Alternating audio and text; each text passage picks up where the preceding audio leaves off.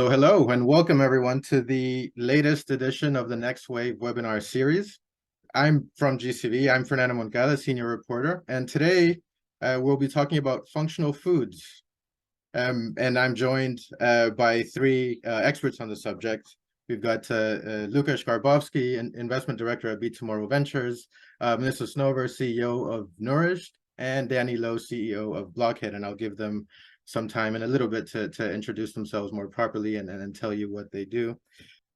And our webinar today is brought to you in collaboration with Btomorrow Ventures. And now, broadly speaking, functional foods are, and we'll get more into exactly what we mean by functional foods, but as its name suggests, broadly speaking, it's any kind of food or drink products that have some kind of additional functional benefit to the person consuming them.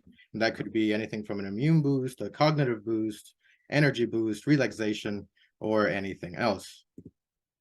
Now, just to give you a little preview of the things that we're going to be touching on today, I went through kind of what functional foods are, a food with an added benefit. The market is expected to grow immensely. So in the next 5 years, that could be anywhere between 212 billion to 522 billion, depending on which source you look at. As with any kind of food products, it comes with a very complex regulatory environment that participants have to navigate. Consumer acceptance is a very important factor here. Whenever you have, a kind of health focused food product, and we're also going to broadly go over things that investors and startups looking to get involved in the space should know about. So before we bring out the panelists, I just want to very, very quickly go through some of the data from GCV's functional food report that was published earlier this year over the summer.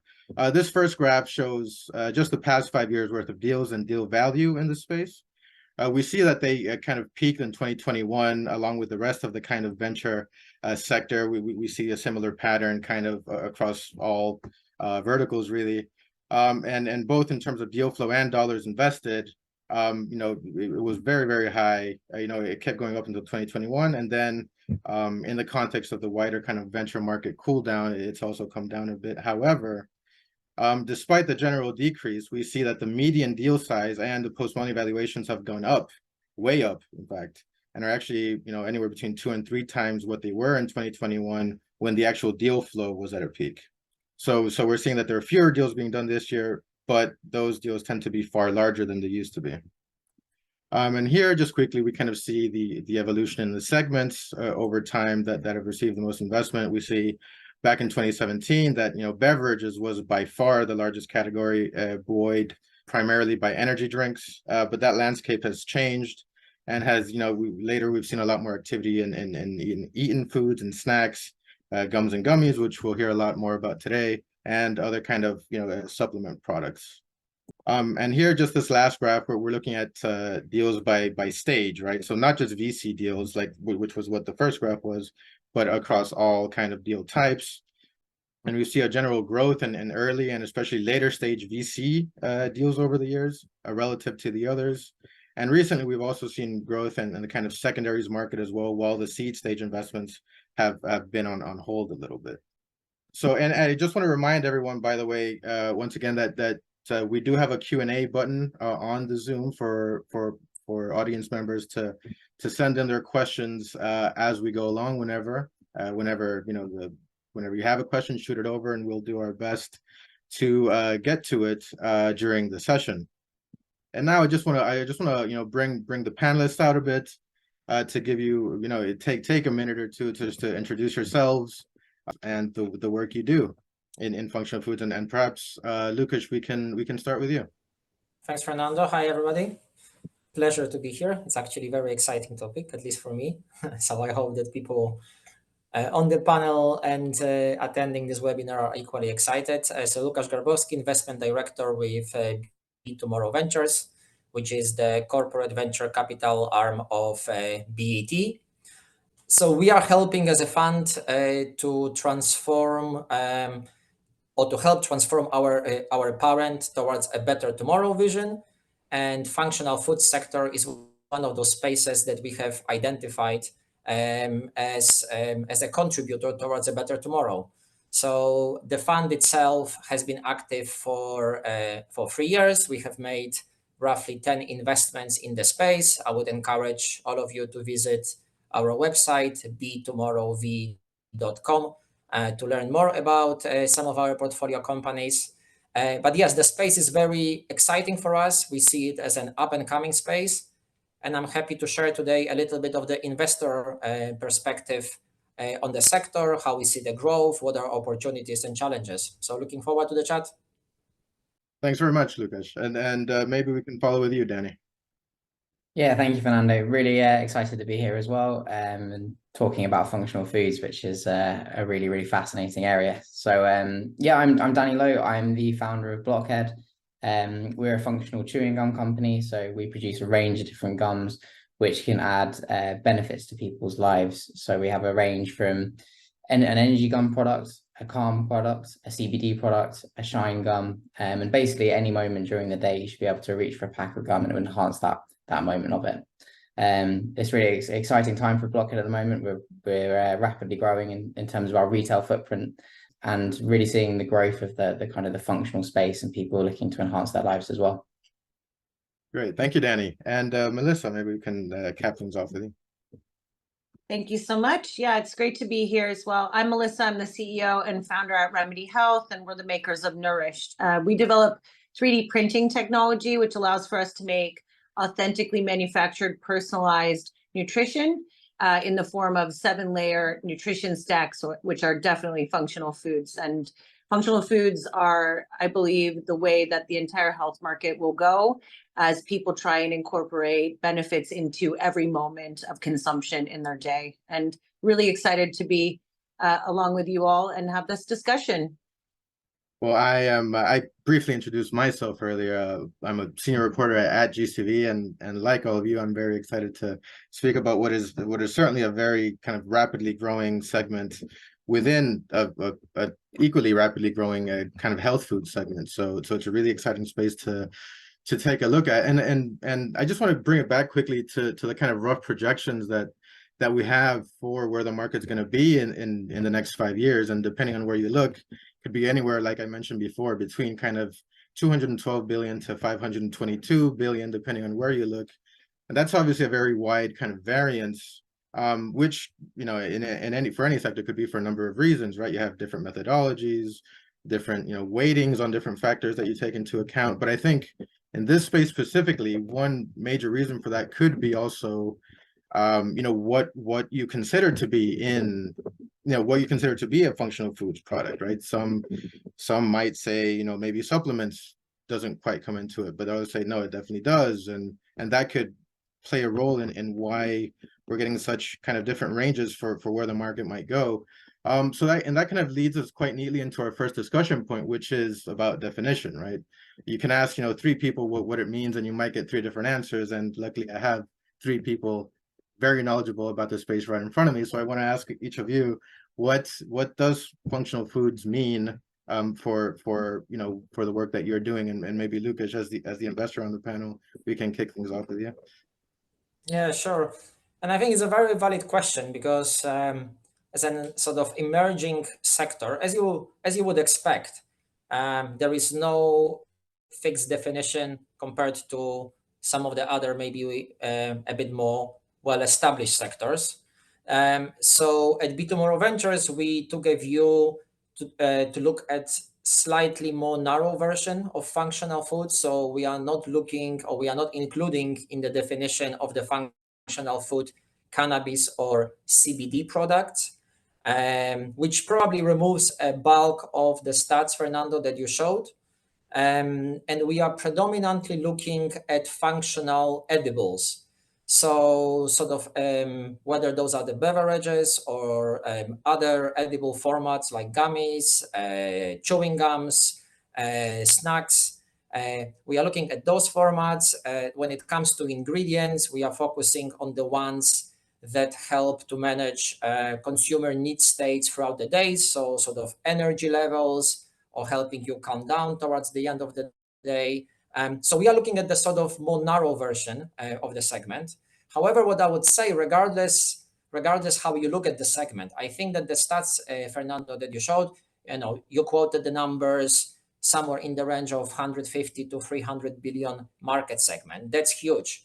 But even if you take a more narrow view at the segment, we at BTV, we still think it's a sizable market opportunity. So, those are more guesstimates than actually hard calculated numbers. But we think that the sector might be anywhere in the range of 30 to 50 billion when we look at the functional edibles. And more interestingly, we think that it has a very high potential to grow. So we are hoping those functional edibles segments to cross 100 billion threshold over the next 3 to 5 years. Obviously, the growth rates of the CAGRs are very encouraging.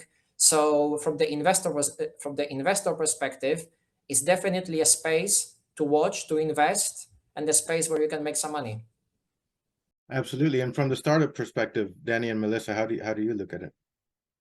Yeah, from a Blockhead perspective, we look at it around similar, I guess, to what Lukasz was saying around what moments during the day can we provide a benefit, and using food as a delivery mechanism for those active ingredients. So how can we enhance those foods to add a benefit or some form of support during that day?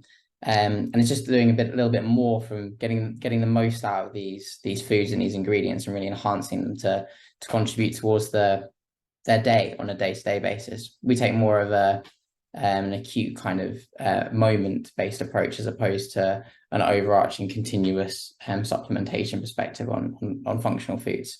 So yeah, I think that's kind of how I would categorize it from a Blockhead perspective. And I think, yeah, from our side at Nourish, the reason that we really focus on the functional food category as opposed to the, really strictly or straight up VMS category is kind of, twofold. The first being that we believe that adherence to any healthy habit is absolutely key for the customer to actually feel the benefits and get the actual outcome that they're looking for as a response to that activity that they're doing. That leads naturally to fantastic retention, customer loyalty, customer happiness, and that is obviously great for any business, right? Adherence rates of functional foods are anywhere, depending on, again, the stats you look at, 2 to 3.5 times more than that of pills. So if you can make a healthy habit enjoyable by incorporating health benefit led ingredients into a snack or something that you can incorporate into your day, this is a fantastic no aggro approach for the consumer, and actually can be really enjoyable. The second part about it is that actually the food format, in specifically our products, they're much larger than a pill.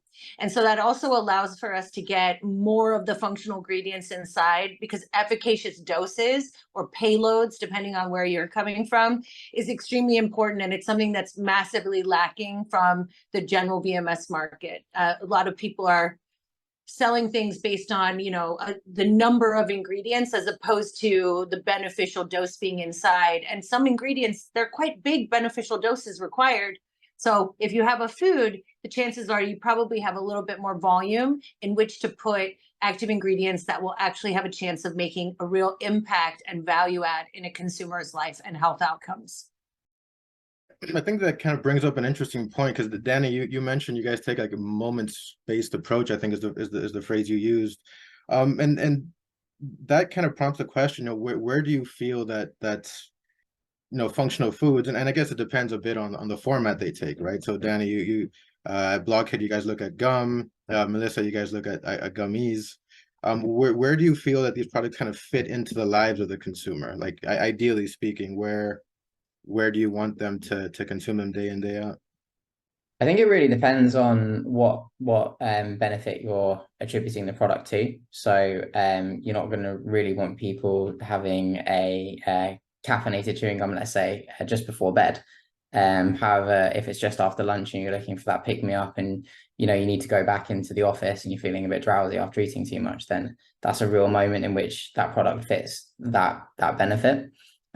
So we look at it on that basis of like where during the day is the most likely time for that product to be associated with. And I think you know, on the flip side of that, it's like, how do you power down at the end of the day, or how do you get a moment of calm, as opposed to just that kind of pick me up side, like how do I recover well, as well. So it really depends on those different moments that we're trying to target and when the consumption point is. But I think for us, it's about making sure that those products are available at that time as well, and that's what we do. And gum is quite handy, and I think, you know, gum and sweets and edibles in that format are really, really great because they're very small and compact and can be taken anytime and anywhere. So you can have people take them around with you as well, which I think is one of the beauties of kind of the functional food space as well.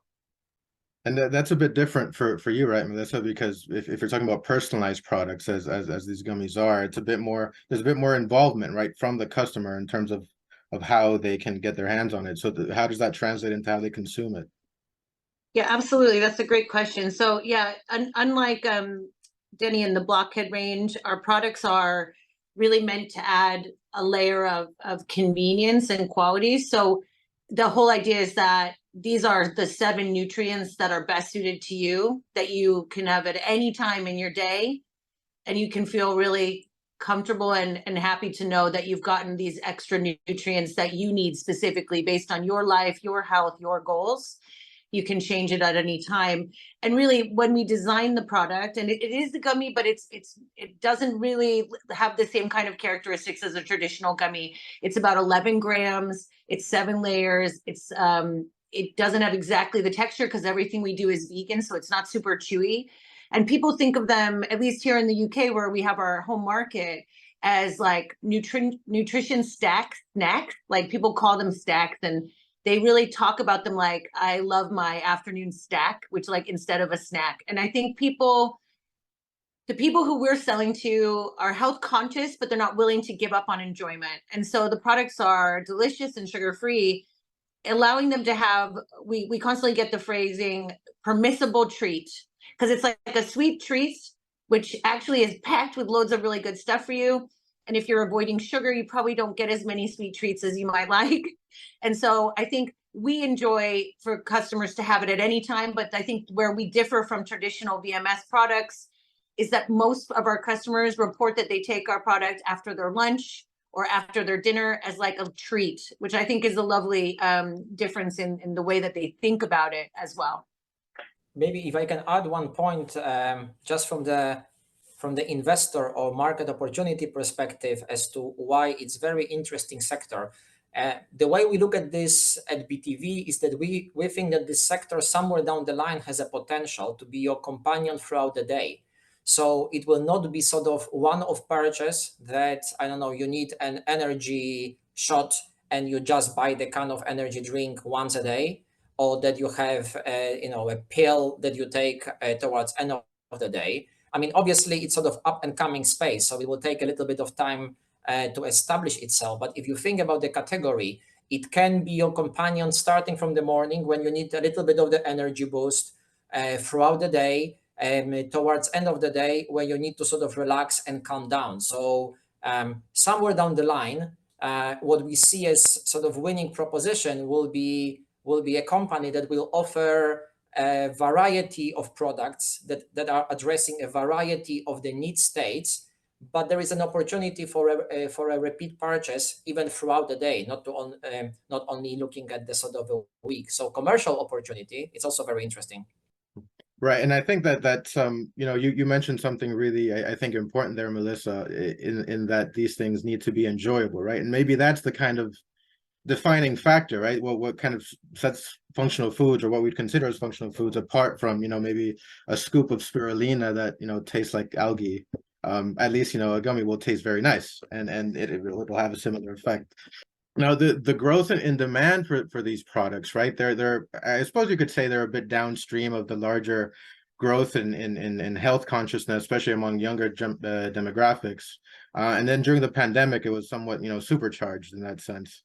So talk a bit about maybe what do you see as the underlying drivers of the market being today, and kind of how that's changed in the last couple of years, say. Maybe Lucas, you can kick us off with an investor point of view. Yeah, so look, obviously the sort of health and wellness sector driven by the consumer awareness has been growing and on the rise for some time. So that's obviously is driving sort of the consumer demand, and probably I will leave the consumer demand to cover by Danny and Melissa because they might have sort of way more insights.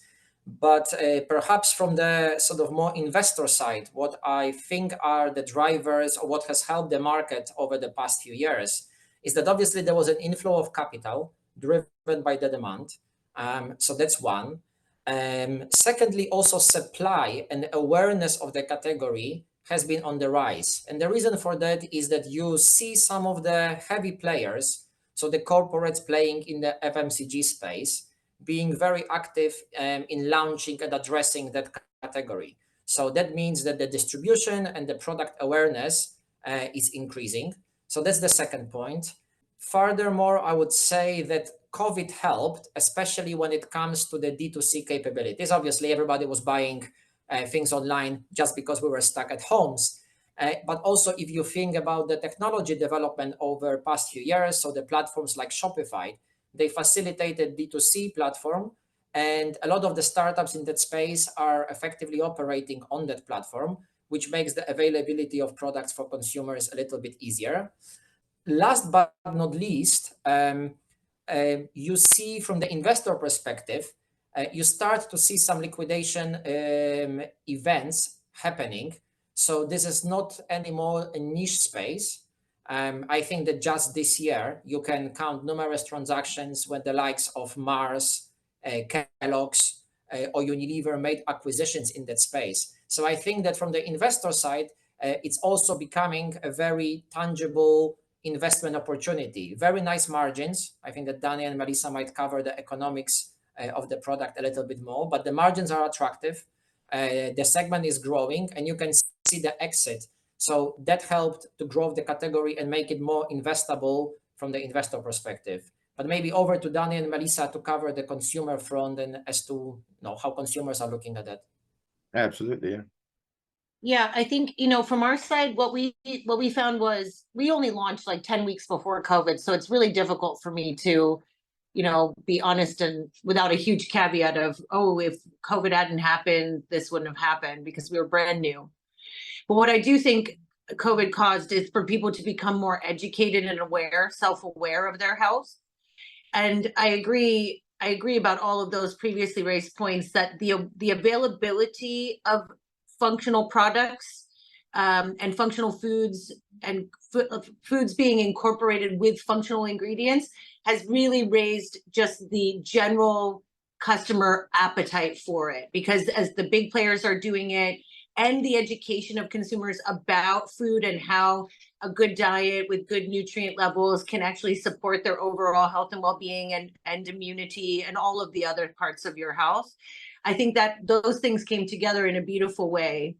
I think the way that the consumer that we have thinks about it is, why would you just have regular gum when you could have smart gum that has an added benefit? Why would you just have a muffin when you could have a muffin fortified with blah, blah, blah, blah? Do you know what I mean? So I think people are looking for every single consumption moment in their day to do more for them than just satiate them and just give them some macros. And I think that the market is answering that. So that is only feeding the demand. All right. Generally speaking, I suppose taste is not good enough anymore, right? You need a bit of something else. Danny, how do you see it? Yeah, it's been a really interesting time, particularly how consumer trends have changed, particularly during and after COVID as well. I think there's a few drivers. One is actually the data availability, not only from us as brands and companies, but also what your performance metrics are. If you look at the likes of Strava uptake and all these apps that track your kind of I guess your sporting progressions of, I think people were doing more people than ever doing like couch to 5K, and they were looking at general performance supplements could enhance those runs and things like that. But equally on a work setting as well, I think you're recorded more on, there's more data sets, more performance based, and people are looking at how can they maximize that performance, and they're turning to functional foods and similar products to be getting the most out of what they're doing. I think as well alongside that, and both Melissa and Nukash mentioned it, but the refocus on kind of health in general, and trying to get the most out of the foods that people are eating became kind of front and center during COVID. Suddenly you felt quite vulnerable, and people started looking at, you know, how can I be healthy, or how can I put good things into my body, and I'll spend a bit more money on making that happen. And that really opened, I think, the floodgates over the past sort of couple of years or so for us increasing the amount of functional products on the market. Yeah, and I think one, you know, a massive consideration here, right? With any product that, you know, one has to be ingested, and two makes, you know, certain health or functional claims, is that of kind of consumer acceptance and trust, right? And validation. And I think we've already received a few questions from the audience about this point. Kind of, you know, how, you know, to what extent do you need to kind of, you know, scientifically back these claims that are made about these products? You know, so what kind of questions or concerns, one, did you have to overcome from the consumer side to kind of, you know, be able to convince customers that yes, this does work, it does have a tangible effect, and what kind of steps did you have to take to kind of validate that? Yeah, I think it's a really important point, and something that's kind of almost quite hard to do. I think particularly from a regulation perspective of what claims you can make, but in the EU you have a very set number of approved claims that you can make and are associated with your product, and you have to act within those guidelines. Slightly different, I believe, in the US. That's not my main area. But from a UK and EU perspective, there are set rules in which of the claims you can make. I think it's then around what can you get as a brand that could provide enough scientific evidence for those active ingredients to be those active ingredients or the benefits that you're claiming to be supported, so the consumer believes in what you're doing. And we ensure that we're doing various work with universities, doing various trials, making sure that the ingredients we're on there have repeatable, decent science and peer-reviewed scientific studies, so that we know that what we're putting into our gums, into our products is fit for the market. And I think as time goes on, hopefully consumer confidence increases in that, because I think there's been a lot of cases of people selling quite bad food supplements or fortified foods and things along those lines, making false claims, putting bad ingredients in there.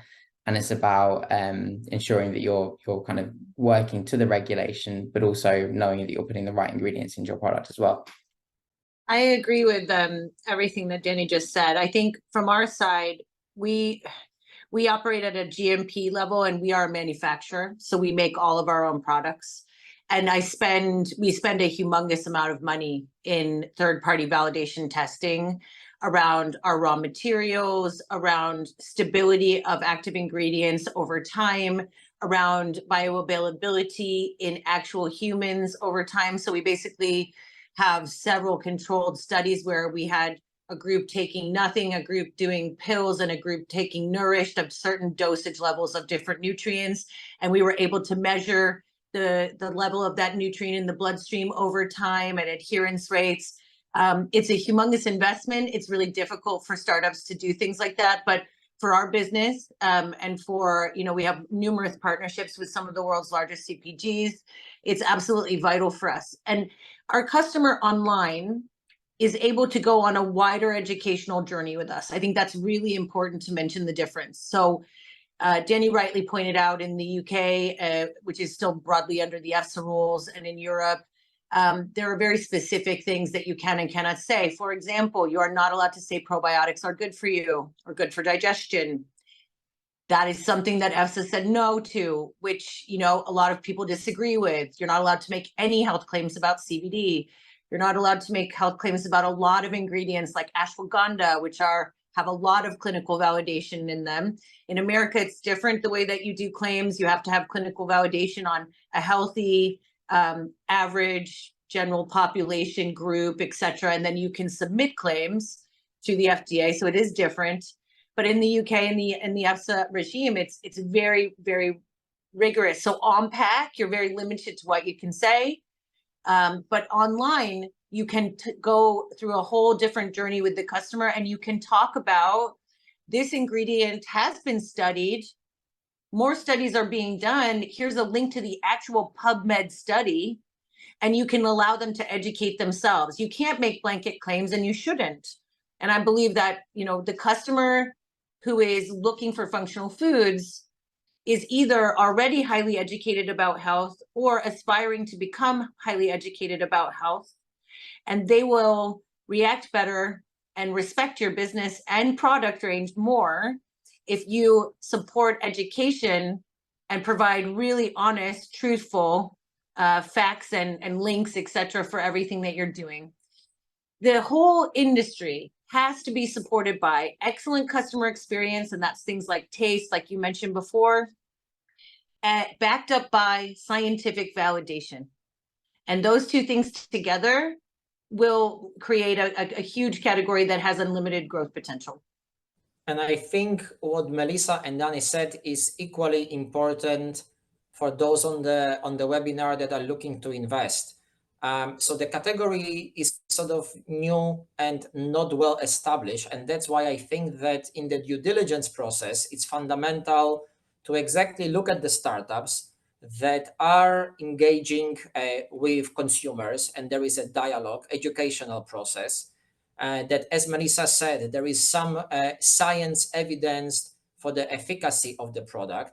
So for the investors, it's a little bit more tricky process to find and spot those startups, but equally, it's an opportunity to set up the market in the right way from the get-go. So as we are all looking at this space and are creating products or providing capital for the category to grow, we can all do this in the right way to avoid then the regulatory hurdles somewhere down the line. Yeah, and that kind of somewhat kind of preempts my next question for you, Lucas, which was about kind of due diligence. And I was just kind of wondering what, generally speaking, what that process looks like from an investor's point of view. And obviously, if you have your eye on a functional food startup, obviously you would get, and you're looking to invest because you like the idea and it has a lot of promise. Obviously you would get, slightly better terms if you invest, before approval stage or something like that. Is that something that you would look at, or is the kind of, set validation and approval a prerequisite for investment? So look, so the due diligence process is not hugely different than any other VC opportunity, right? So I think that all the sort of basics and fundamentals needs to be in place. So the traction, credible management team, so wonderful CEOs such as Danny or Melissa. This is what investors wants to see. But there is this additional step, as I mentioned, validating the USP of the proposition, and that's a little bit more tricky. And I think actually this is the space where the corporates are fitting very nicely, because they have both the know-how but also resources to validate the sort of science-backed proposition of the product, but also the regulatory aspects.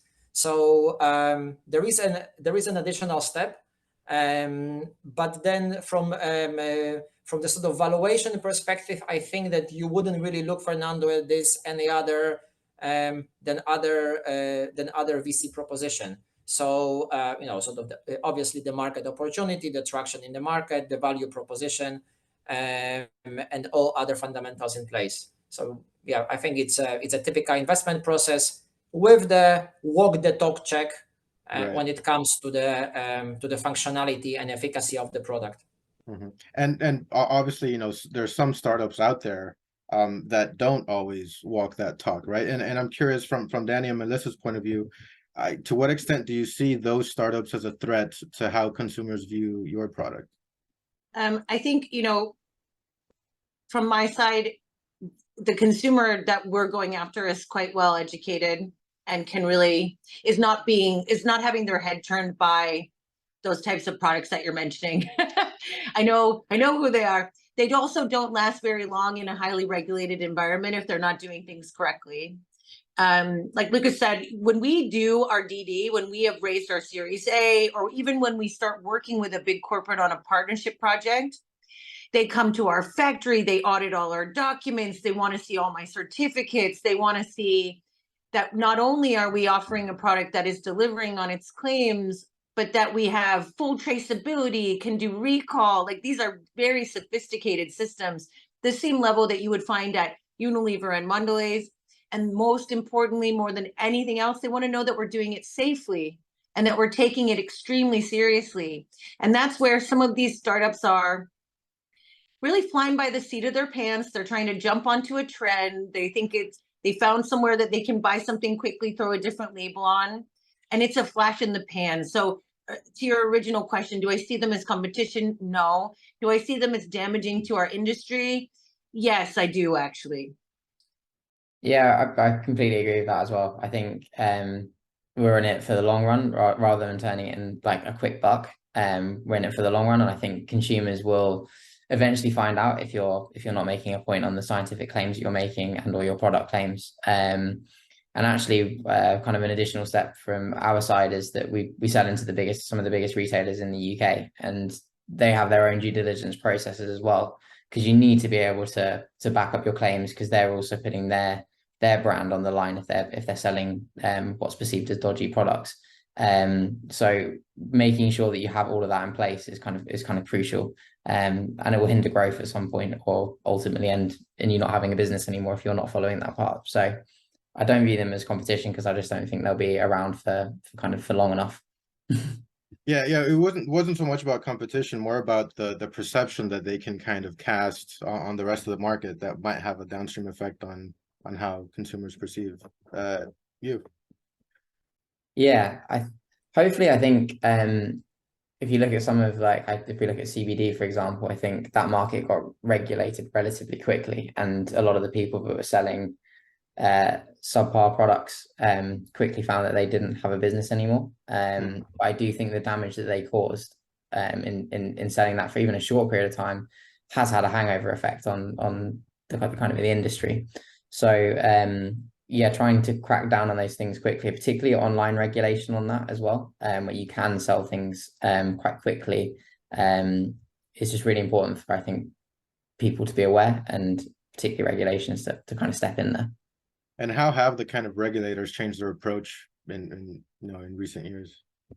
I think from our side, we see both the European and the American regulator doing more online. They're scanning websites, etc., but they're doing it primarily on the back of receiving some sort of customer complaint. And that was going to be my real point, which is the best thing that we have to protect our industry is that the consumer has a huge voice, right? A much bigger voice than 10 years ago. And bad consumer reviews will spread like wildfire and kill your brand. And if you're selling snake oil, or you're delivering bad service, or your product is dodgy when it arrives, the consumer will tell, who knows how many followers they might have, but hundreds of thousands of people potentially. And so that in its own right should keep the businesses that are operating in any space, more honest, because they are rewarded for doing a good job and delivering on the promises that they make. The regulator and retailers, as Danny rightly pointed out, are also huge kind of gateways. But if we're being very honest, there is not a governmental body on this planet that can regulate the entire internet, and you can throw up a TikTok shop in literally 30 minutes. And you can shut it back down and set up another one. It's impossible to believe that they have the bandwidth to be able to do that. But the consumer who's buying has the bandwidth to explain and talk about when they have a bad experience. And we have to also hope that they will share that when they don't have a good time. Yeah, that's a really interesting point, I think.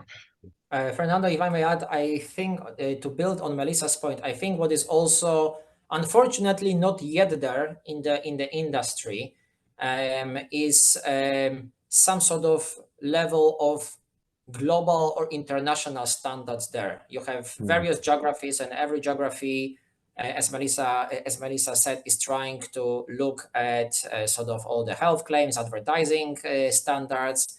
But from the investor perspective, obviously, you would want to invest in a startup that is scalable across geographies, and the lack of the regulation doesn't make it any easier. And again, it's probably a function of an up and coming, or the sort of stage or life cycle of the segment. It will get better over time, but this is one of the watch-outs to look for from the investor perspective: regulation across geographies. Well, you earlier you mentioned, Lucas, the kind of role that corporates can have in helping out with a few of those things. And I was curious more broadly. Obviously, Lucas, BTV is a corporate venturing unit of a corporate. Danny, you guys are backed by BTV, and Melissa, you also have corporates on your cap table. Henkel, I believe, and I think you have one other. And I'm curious about your perspectives about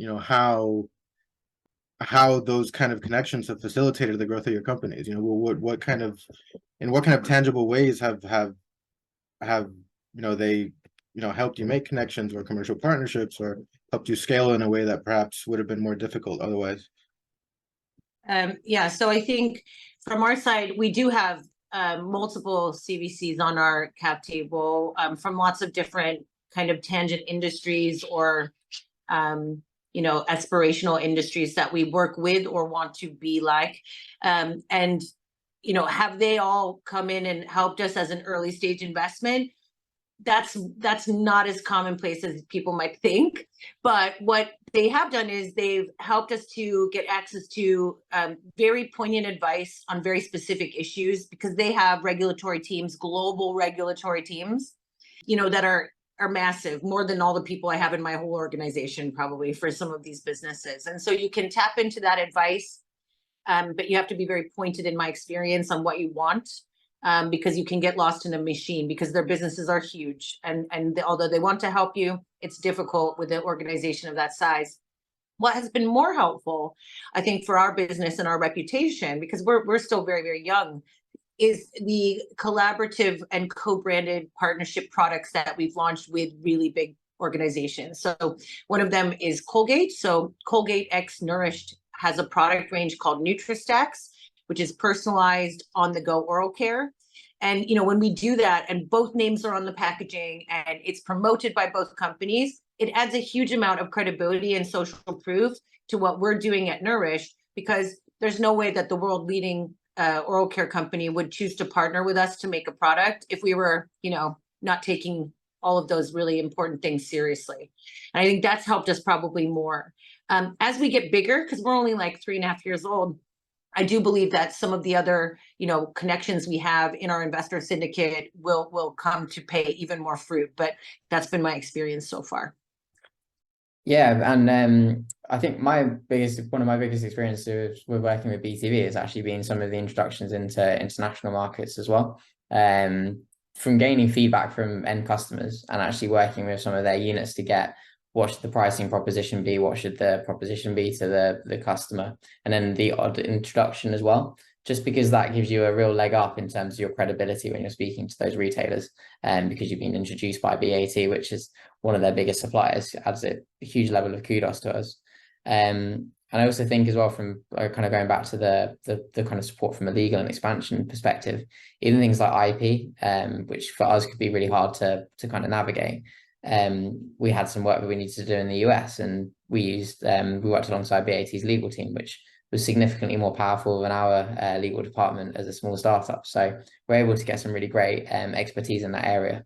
And then kind of, I think as well, something that's been really good is just being the strategic advice. And, are you making the decisions on, the correct decisions at the correct time? Because it doesn't make sense to necessarily try and conquer the world from day one, but doing that in a decent rollout and dipping your toe into a market and taking the right approach has been invaluable for us.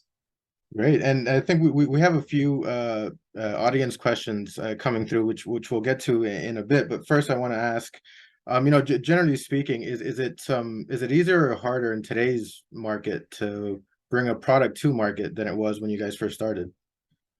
I think, from my side, we bring out new products almost every week. That's been enabled by technology, both our manufacturing technology, which is developed in-house, but also obviously the direct access to consumers. And so, yes, I would have to say a resounding yes. That doesn't mean that every product that you make is going to set the world on fire. But I believe that, the access to the consumer directly gives you basically a paying market research team who will actually give you live feedback about your product, especially if you already have an engaged customer set who are loyal and keen to help you develop the future of the next product range.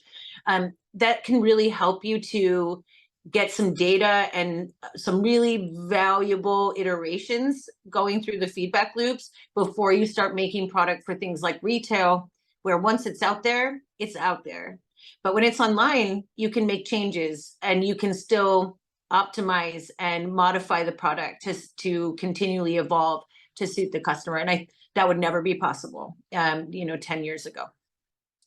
Yeah, and from my side, completely agree with everything Melissa said, but from a retail perspective as well, which is where we do the bulk of our business, buyers have been far more receptive than they have been in the past. And I think that's partly driven by that, well, mostly driven by that consumer understanding and consumer demand that's coming through in this space. And so now buyers are a lot more receptive to seeing the benefit, not only that they're bringing to the consumer, but also to their category as a whole.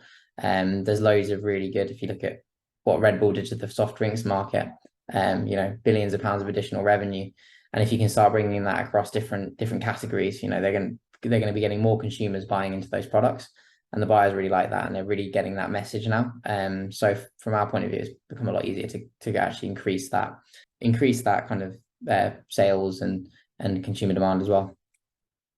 Yeah, I think speaking of Red Bull, I think last time you and I spoke, Danny, we were joking about, one day maybe Blockhead will have its own Formula One team. Who knows? Got a couple of audience questions here. I think a couple of them kind of go back to the discussion about definitions, and one is, do you consider fortified foods functional? So fortified cereals or juices, stuff like that. So I can try to take a stab on that. Unfortunately, I don't think that there is an yes or no answer. I think it depends how you kind of choose to how you choose to define the market. So again, in BTV we have excluded sort of the cannabis and CBD from that angle. But for example, we did invest in functional vitamin gummies startup called Uvit. They are based in Indonesia, and we co-invested with Btomorrow Ventures on that opportunity. So from that perspective, yes, we do take those into account. But then again, it's a little bit of the investor choice as to how to kind of view the market. That's my take. I don't know, Melissa or Danny, if you would consider kind of fortified cereal as functional foods. Does that count? I think anything that has added functional ingredients over and above what it would be in its most basic natural state. Yes, I think that does.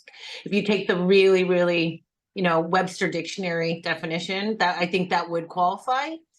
Is it super innovative? Potentially not in its current form, but yeah, I think cereal is a great place to add functional ingredients. People enjoy it. They have it a lot. There's a lot of space to cram in functional ingredients. So those things I agree with. I think the one thing that I would say as a caveat is, you mentioned also juice, and this is probably not exactly where the question asker was going, but I think one thing that should not be considered a functional food is a product that is not healthy, that just adds something to it and then calls itself functional food, because really juice is super calorie high and you shouldn't have that much fruit in one go. I think we have established that, and putting a couple of vitamins in a candy bar, for example, does not make it a functional food. That's really just people trying to do marketing and kind of pull the wool over the consumer's eyes. So I suppose following a bit from that, where I think the next question kind of might be able to be rephrased as, where do we draw the line between kind of a functional food product and a kind of dietary supplement, right? So they asked specifically about something like spirulina. Would we say that spirulina itself is not a functional food, but if it was kind of, produced in gummy form, would it then be a functional food? Or if it was, sold in a water bottle, would it then be considered a functional beverage? I mean, spirulina is a food. It's just horrible, right? So I think the point about the spirulina specifically is that is absolutely a functional food and a functional ingredient, but to eat it in its raw form is so unpleasant that by incorporating it into other food formats, you can actually make it easier to consume. We see this also with ashwagandha, with curcumin. You need 1.4 kilograms of turmeric to get enough curcumin to have a benefit on a daily basis. I mean, who is going to actually go to the shop and get that much turmeric? You know, that's so much. So I think that's one of the cool things that you can do by extraction methods and really concentrated versions of functional foods with the active ingredient is prioritized. You can do it. But yeah, if you want to eat a bunch of spirulina, you are eating a functional natural food, if you want to go further on the definition. So how would you kind of how do you think consumers perceive the relative value between, you know, functional foods and dietary supplements? For me, they see food as a much higher value, much higher value.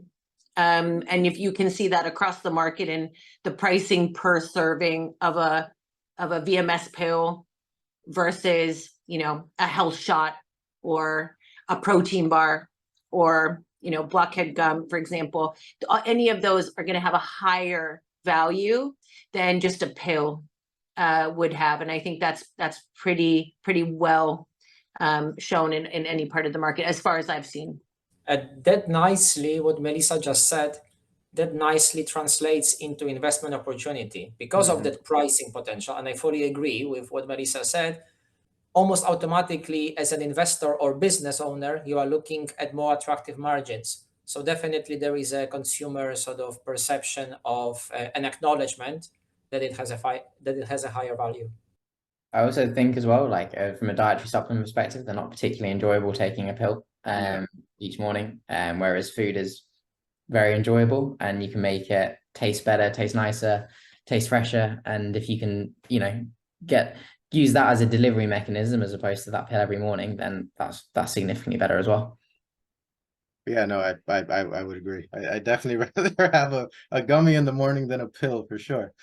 I'm just mindful of the clock here. I think we have 5 minutes left on our allotted time. And I suppose maybe a good way to cap things off would be to ask, you know, Lucas from an investor's point of view, and then, you know, Melissa and Danny from a startup point of view, what kind of advice would you give to, well, investors on one hand and, you know, prospective founders on the other that want to get into this space about how to kind of move forward and navigate the various kind of consumer and regulatory landscapes that there are?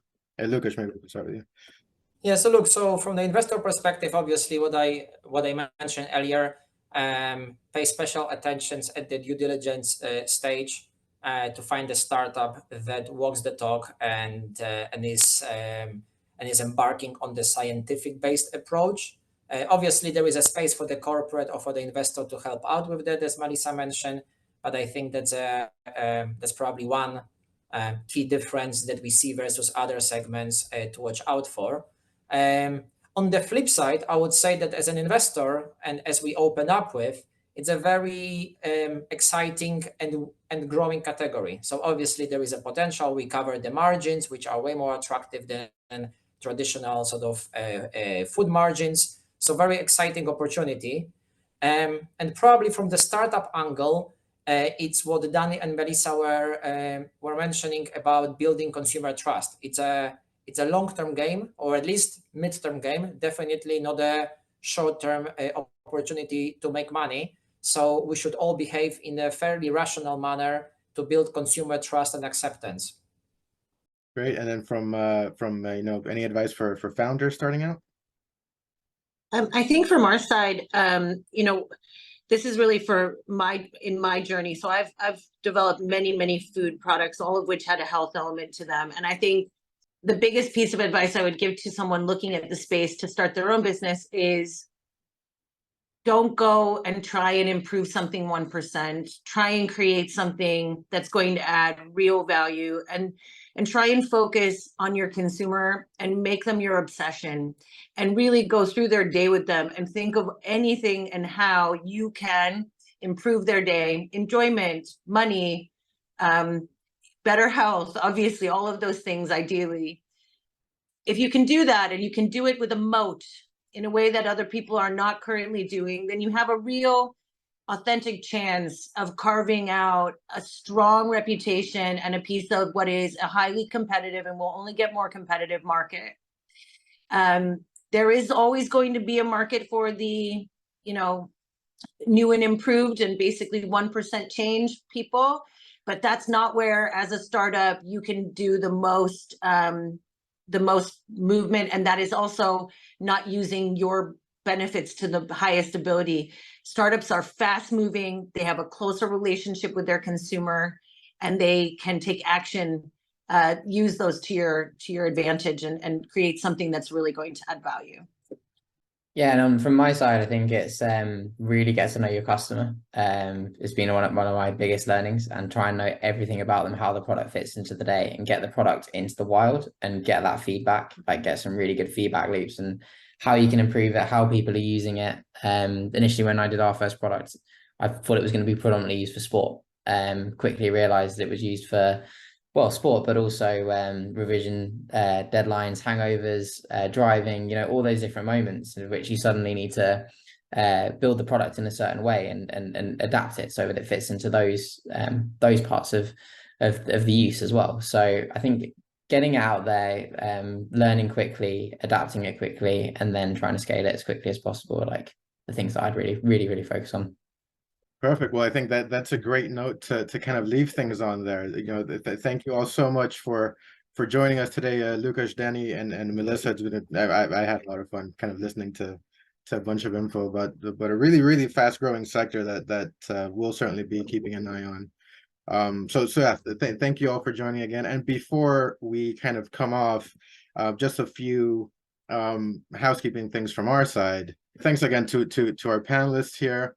And just to let you guys know about our next wave episode, which will be next month. Usually it's on the second Wednesday of the month, but next week we're kind of moving it up to the first Wednesday, so it'll be November 1st, and it'll be on navigating diversity, equity, and inclusion, and making diversity work for CVCs. And if you have any question, any further questions about today's kind of panel discussion, you can reach me at globalventuring.com, and then I can put you in touch with our panelists if you want to reach out to them for whatever reason. And then we also have some upcoming events here. The Executive Leadership Forum, that's tomorrow in New York. So if you're not in New York, might be a bit of a fast trek to get to. But we also have a Corporate Venture in Brazil event in Sao Paulo later on this month. GCV Asia as well next month, as well another event in Germany, and the GCVI Summit in spring of next year. Upcoming Institute courses, we have some later this year, and then they're all later this year. So reach out to us if you want some more information on attending any of them. And very important, every year we do a Keystone. Our Keystone survey, which is kind of getting the broadest and most detailed view on the CVC market around the world as we can. So we really encourage everyone and anyone to, you know, give their input. And if you do complete the survey, you will receive a complimentary copy of the report once it is released. You know, for anything else, of course, we are always available at globalventuring.com for any information about the worldwide CVC sector. And thanks again to our panelists and to all of you for listening, and see you for the next one in a few weeks. Thanks so much.